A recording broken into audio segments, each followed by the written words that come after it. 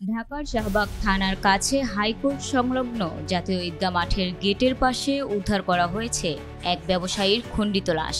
মৃতের নাম মোহাম্মদ আশরাফুল হক, বয়স ৪২।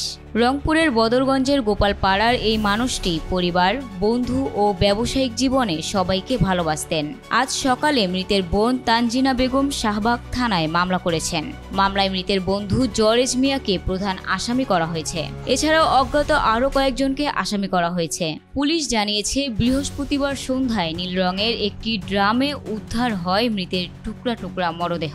ফিঙ্গারপ্রিন্টের মাধ্যমে মৃতের পরিচয় নিশ্চিত হয়। পরিবারের সদস্যরা জানিয়েছেন, আশরাফুল কারো সঙ্গে শত্রুতা রাখতেন না। ৩ দিন আগে বন্ধু জরেজের সঙ্গে ঢাকা এসেছিলেন। তারপর থেকেই মোবাইল যোগাযোগ বন্ধ হয়ে যায়। পরিবার আজও শোকাহত। এই বেদনাদায়ক ঘটনার প্রমাণস্বরূপ দেখা যাচ্ছে, রমনা বিভাগের পুলিশ কর্মকর্তা মাসুদ আলম জানান, মৃত মঙ্গলবার বাড়ি থেকে ঢাকায় আসেন।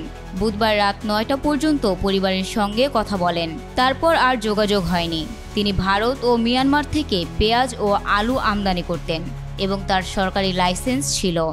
শাহবাগ থানার ওসি খালিদ মনসুর জানিয়েছেন, এখনও কাউকে আটক করা যায়নি। সিসিটিভি ফুটেজ সহ অন্যান্য প্রমাণ বিশ্লেষণ করে দ্রুত জড়িতদের শনাক্ত করার চেষ্টা চলছে। ডেস্ক রিপোর্ট, অনামিকা আক্তার, নিউজ টাইমস।